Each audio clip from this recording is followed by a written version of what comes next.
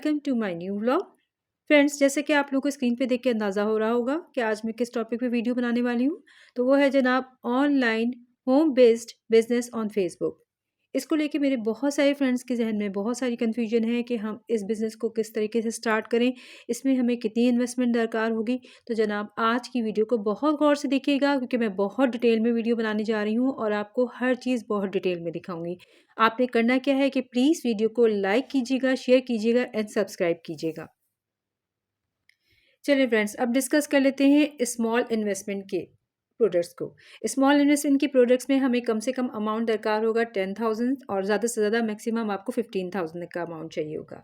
इसमें जो प्रोडक्ट्स आएगी उसमें आप डेकोरेशन पीसेस बाय कर सकती हैं, उसमें आप अपने स्टॉक में स्टेशनरी के आइटम्स रख सकती हैं। इसके अलावा आप क्रॉकरीज वगैरह भी रख सकती हैं। इसके अलावा ये फ्रेंड्स, जैसे कि मैंने आपको बताया, मार्केट में आप जाएंगी तो आपको और बहुत सारी प्रोडक्ट्स नज़र आएंगी जो इसी अमाउंट की और इसी रेंज में आपको मिल जाएगी। अच्छा फ्रेंड्स, अब हम मीडियम रेंज के प्रोडक्ट्स को कवर कर लेते हैं। मीडियम रेंज में हमारे पास जो प्राइस रेंज हमें इन्वेस्ट करनी होगी वो होगी 15,000 से लेके 25,000 तक की रेंज। और इसमें जो प्रोडक्ट्स आएंगे उसमें आप ज्वेलरी के आइटम्स बाय कर सकती हैं, उसमें आप कॉस्मेटिक्स बाय कर सकती हैं, उसमें आप सैंडल्स वगैरह का बिज़नेस कर सकती हैं। इसके अलावा सिंपल ड्रेसेस जो होते हैं वो भी आप इस रेंज में अपने स्टॉक में ऐड कर सकती हैं। फ्रेंड्स, अब हम लार्ज इन्वेस्टमेंट को कवर कर लेते हैं। लार्ज इन्वेस्टमेंट में हमें जो अमाउंट चाहिए होगी वो होगी मिनिमम 25,000 से लेके मैक्सिमम 50,000 तक का अमाउंट। इसमें जो प्रोडक्ट्स आप अपने स्टॉक में रख सकती हैं उसमें आप हैंड बैग्स रखेंगी, फैंसी ड्रेसेस रख सकती हैं। इसके अलावा कैटरिंग का बिजनेस भी अगर आया है तो उसको भी आप अच्छी तरीके से चला सकती हैं। तो ये वो प्रोडक्ट्स ही जो मैंने आपको शो करी हैं और इसमें हमने 3 क्राइटेरिया में इसको डिवाइड करा: स्मॉल, मीडियम एंड लार्ज।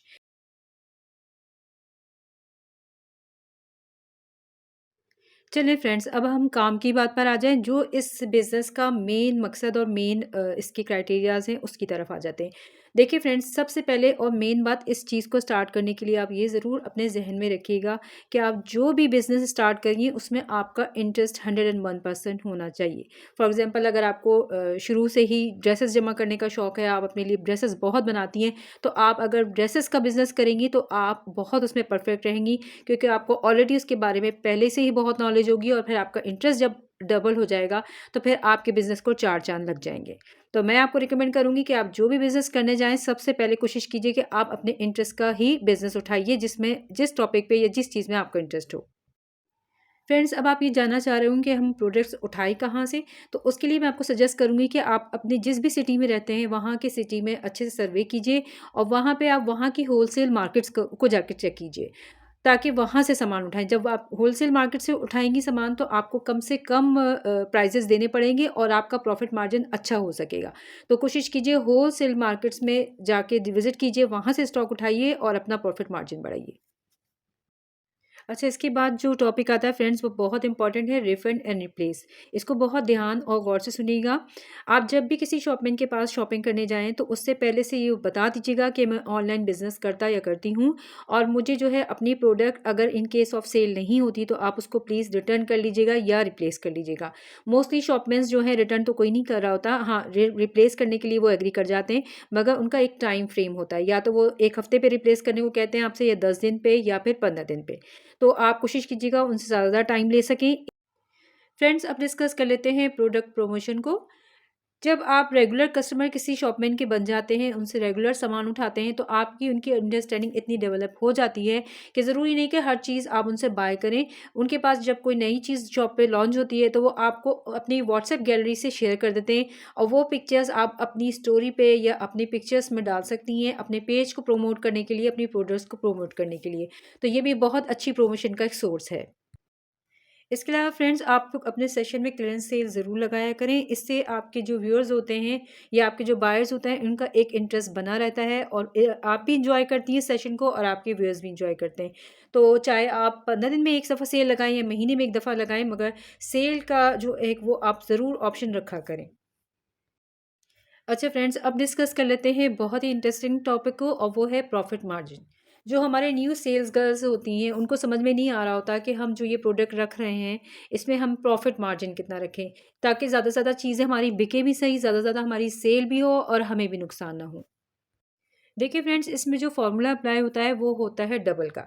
यानी फॉर एग्ज़ाम्पल अगर आपने कोई चीज़ मार्केट से ₹100 में खरीदी है, तो जब आप अपने सेशन में उसको सेल करेंगी तो आप वो 200 का सेल करेंगी। ठीक है? इसमें डबल का मार्जिन हम रखते हैं और इसके बाद इस पे डिपेंड होता है ओकेज़न के ऊपर कि अगर ईद वगैरह का कोई ओकेज़न आ रहा है या कोई स्पेशल फेस्टिवल वगैरह आ रहा है, तो उसपे थोड़ा-सा मार्जिन अप एंड डाउन हो जाता है। ठीक है? ये आपके ऊपर डिपेंड है, लेकिन मोस्टली जो एक फ़ॉर्मूला अप्लाई किया जाता है वो डबल का ही होता है। तो मैं आप लोगों को सजेस्ट करूँगी कि अगर अपना न्यू बिज़नेस ले रही हैं, आप लोग रन कर रही हैं, तो आप लोग डबल का ही मार्जिन रखें। 100 की कोई चीज़ खरीद रही हैं, तो वो आप 200 में सेल कीजिए। इसके अलावा DC and delivery charges customer खुद पे करेगा। मोड ऑफ पेमेंट मैं आपको सजेस्ट करूँगी फ्रेंड्स कि आप शुरू में एडवांस पेमेंट पर ही रहें। बहुत सारे ऑप्शंस आप लोगों को पता है कि एडवांस पेमेंट के हमारे होते हैं। उसके बाद आप आहिस्ता-आहिस्ता देखिए, जब आपका प्रॉपर बिज़नेस रन होने लगेगा, आप ये देखें आपको चीज़ें समझ में आ रही हैं, आप हैंडल कर पा रही हैं कि नहीं, उसके बाद फिर आप कोरियर सर्विस की तरफ जाएँ। जिन लोगों का बिज़नेस अच्छे से रन हो रहा है और अब वो कोरियर सर्विस की तरफ जाना चाहते हैं, तो उनके लिए थोड़ा-सा मैं एक ऑप्शन आपको बताती चलूँगी कि कोरियर सर्विस बहुत सारी रन हो रही हैं इस वक़्त, बहुत अच्छी-अच्छी। और उन इनके थ्रू क्या होता है कि आप प्रोडक्ट जाके उन या तो उनके आउटलेट में डिलीवर कर देते हैं या फिर वो आपके घर से भी डोर पिकअप ले लेते हैं। तो आपको जो भी ऑप्शन सही लगे उस कोरियर सर्विस को आप अडॉप्ट कर सकते हैं और उनके थ्रू अपने पार्सल्स आप ऑल ओवर द पाकिस्तान भिजवा सकते हैं। ये बहुत ईज़ी और कन्वीनिएंट वे होता है। इसके अलावा लोग प्राइवेट एड्रेस भी अडॉप्ट करते हैं।